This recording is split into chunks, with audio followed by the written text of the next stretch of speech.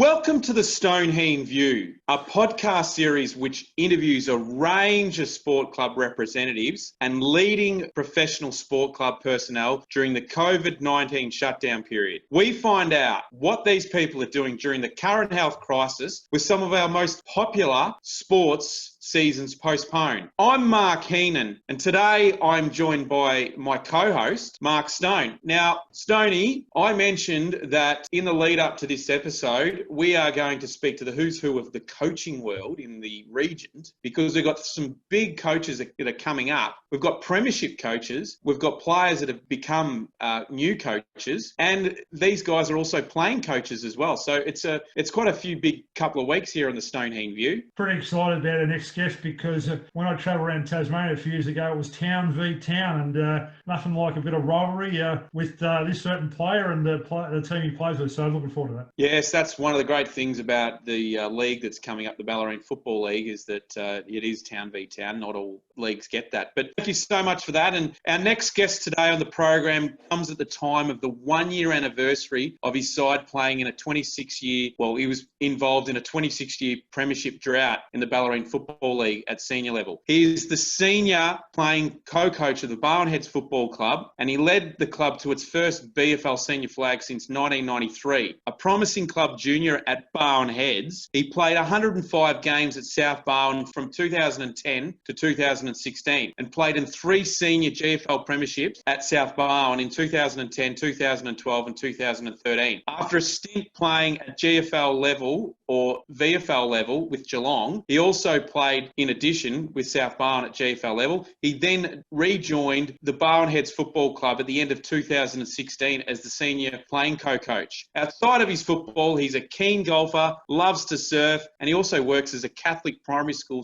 teacher. We welcome to the Heen View podcast, Barwon Heads senior playing co-coach, Mitch Herbison. Welcome, Mitch. Thanks, boys. Thanks for having me. Now, Mitch, just a quick one to start you off. Our last episode was episode 23. I just noticed that there's 2 number 23s at Barwon Heads. Is that true? And you're one of them. There is actually, yeah. I think one of the new boys, Lockie Huseman, is number 23 as well this year. But or next year it will be. But yeah, I'm number 23 as well. So a bit of Michael Jordan in there. Yeah, it just happened that it wasn't certainly a number that I wanted to have or anything like that. Just sort of fell my way. So beautiful stuff. Well, we're going to start off. Obviously, we're going to talk about things during COVID and how you've been going with the situation regarding you yourself as a senior coach. I mean, it was only 2 days ago that Barwon had celebrated their 1-year anniversary of the drought-breaking flag, which was last year on September 14, 2019. Now, it's very interesting when you have reunions, you're going to have catch-ups and do these sorts of things, and you're going to be talking to other players, have a few beers, that sort of thing to celebrate that. What entails a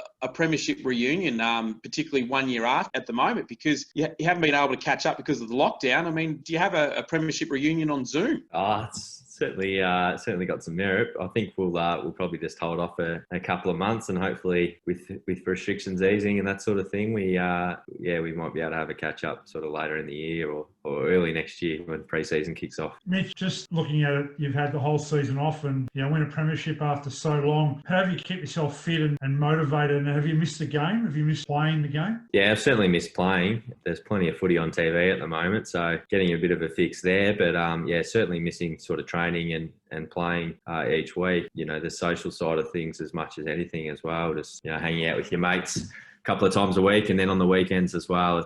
You miss that for sure. So been, keeping fit with a bit of running and plenty of surfing at the moment. Sort of haven't had too many winters where I've got into the surfing. I'm normally a bit of a fair weather surfer, but got the 4-3 out this winter and braving the cold a bit more. Mitch, we'll talk about the Hunchback of Notre Dame of 4-3 wetsuits because I have one of those a little bit later, but I'm quite keen to get your thoughts on the urban surf park as well, because this show's a little bit about banter and we love the that side of it, the entertainment side, and we're informative as well. So definitely we'll come back to the surfing part. Now, we've had some big news at Barwon Heads during the week, and Mark Stone was all over this yesterday. He told me about it. Nathan Brown, the former St Kilda player, I believe he played 183 games for Collingwood and St Kilda, has just joined the Barwon Heads Football Club Now, that's a big recruit for off-season, and very interesting with the scope of the COVID at the moment, because generally, you can sign players probably a little bit earlier because there's no season on. So how did that happen, and what's your discussions been like with Nathan Brown?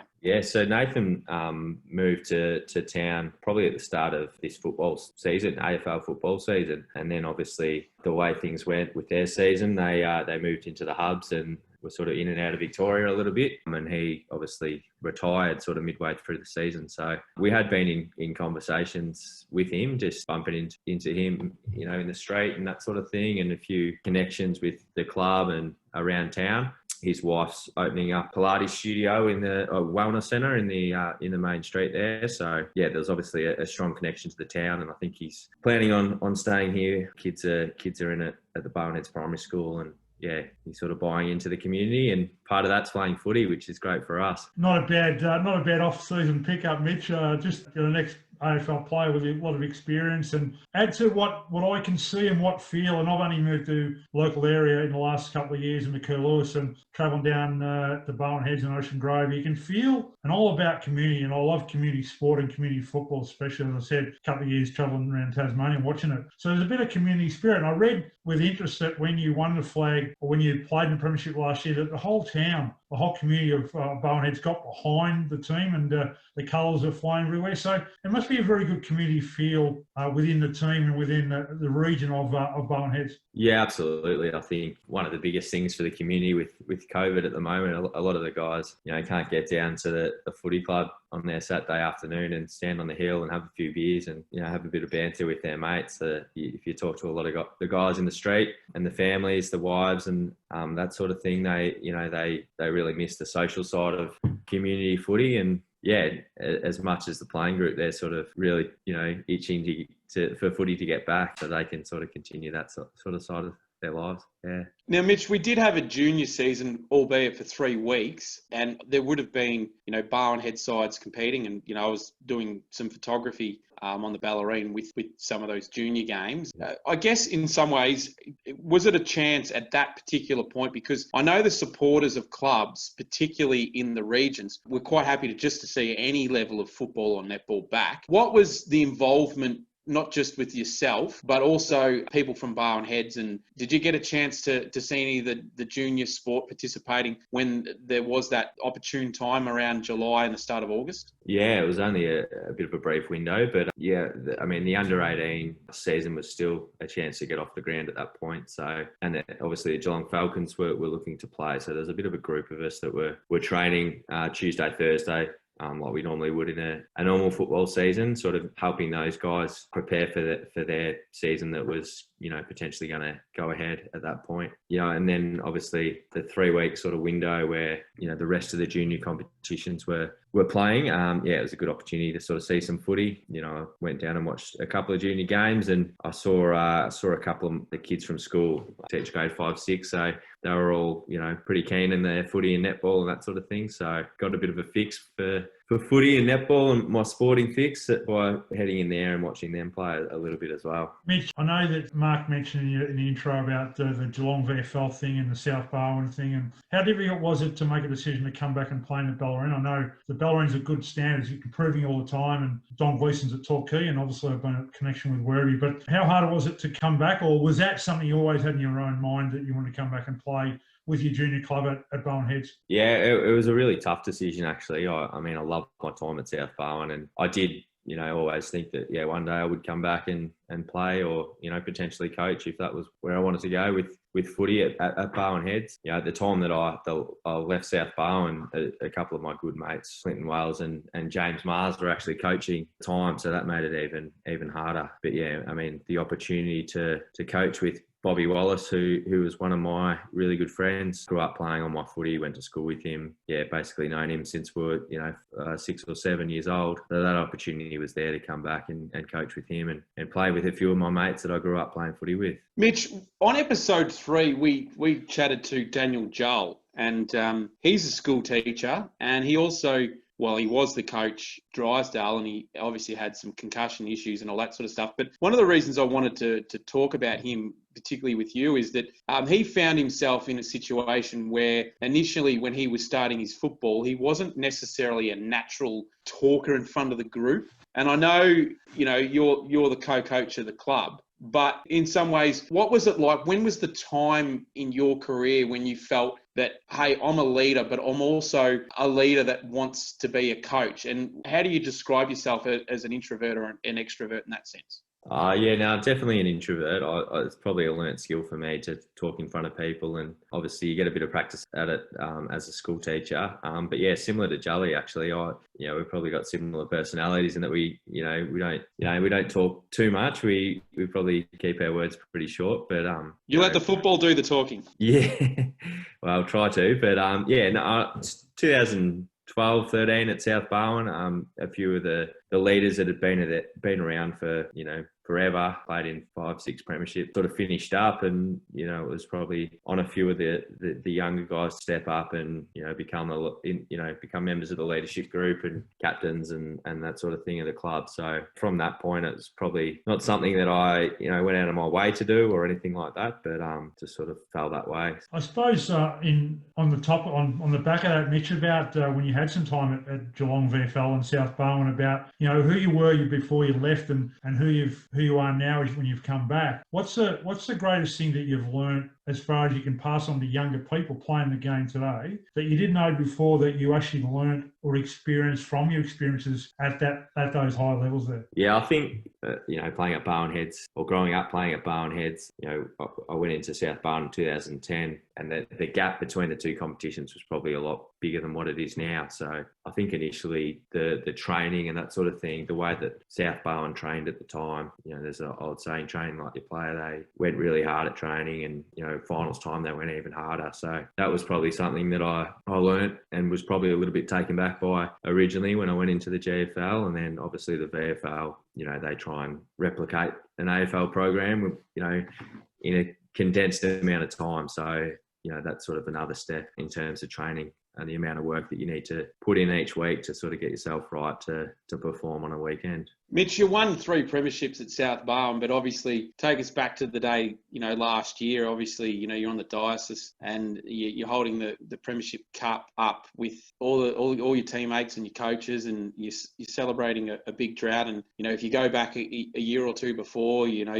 lost to Mottawarri when you were probably the best team in the competition throughout that season. So what did it mean to you as a junior? I mean, we understand the celebrations would have been really big, but I mean, to be a co-coach as opposed to being a player when you're at South Barwon. And you got to remember too, South Barwon had a dynasty throughout that period. When I was sort of talking to you about, which flags did you play in, to come back even to Barwon Heads and to have that, regardless of what you achieve in your football career from now on, was that just the crowning glory that you just needed to have? And how big is it compared to the South Barwon flags? Yeah, it's interesting. I think they're all a little bit different in some way. I think when I first went to South Barwon 2010, I was sort of happy to be there. It was one of those things. I was, didn't really know any better than what I'd learnt at Barwon Heads, and went into a team and probably rode their coattails a little bit, and was a little bit sort of shocked and overwhelmed by it all when we won that one. And 2012 we were probably the favourites, and 2013 was similar, although there was a bit of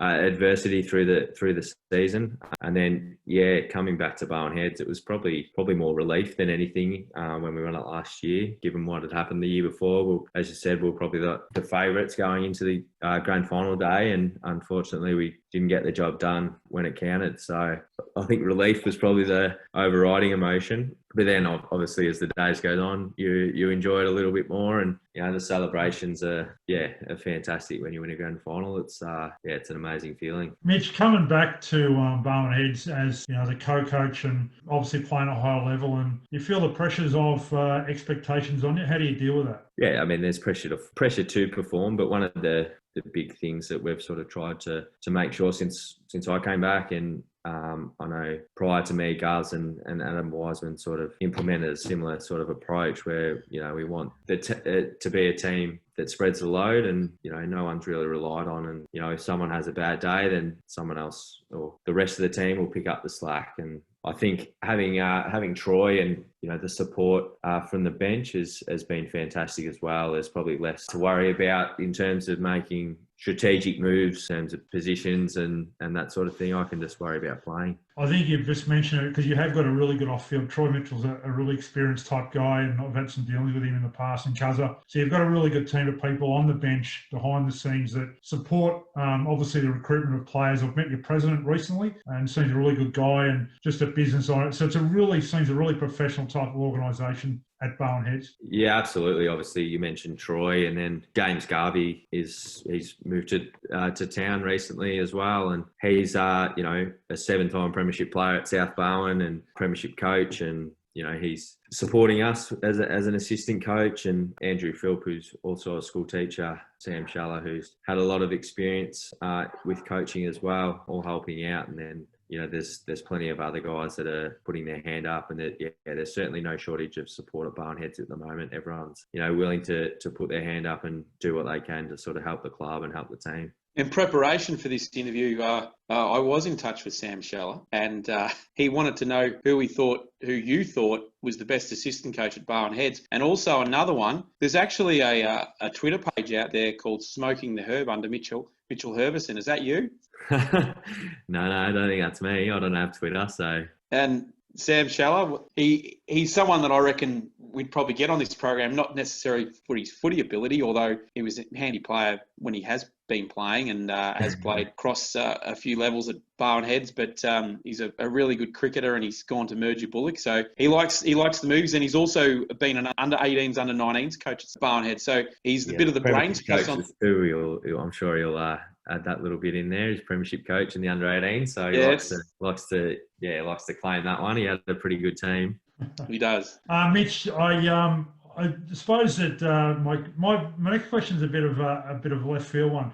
Now, you're a golfer, I believe. Heen says you're a golfer. I can ask you which is the best course you've played on in the Ballerine. Of course, 13th Beach is not a bad course. Apart from 13th Beach, what's the best course around? Oh, Barwon Heads Golf Club's pretty nice as well. Okay. Yeah, I'm not allowed on there too often, but I've played a couple of times there. Are you saying that because they're sponsors, or?